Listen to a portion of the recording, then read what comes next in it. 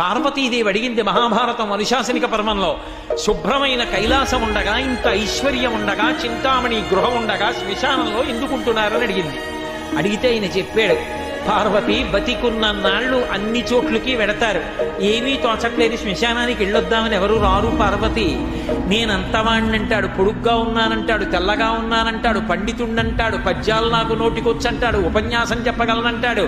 నాకు పాటలొచ్చంటాడు, నేను నాట్యం చేస్తానంటాడు, నేను అధికారినంటాడు, నా దగ్గర డబ్బు ఉందంటాడు. ఇన్ని ఉన్నాయనుకున్న వాడిలోంచి ఊపిరి బయటికి వెళ్ళిపోయిన తరువాత వాడిని తీసుకెళ్లి 4 కొత్త కర్రల మీద పడుకోబెట్టి చాప చుట్టి తాడు కట్టి పైన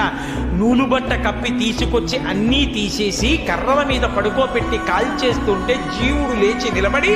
పుర్రె పగిలిపోయిన తరువాత కన్న కొడుకు కూడా స్నానం చేసి వెళ్ళిపోతుంటే చీకటి పడిపోయాక, అయ్య బాబోయ్ చుట్టూ ఉగ్రభూతాలు, నా వాళ్ళన్న వాళ్ళు లేరు, వీళ్ళని నమ్ముకున్నా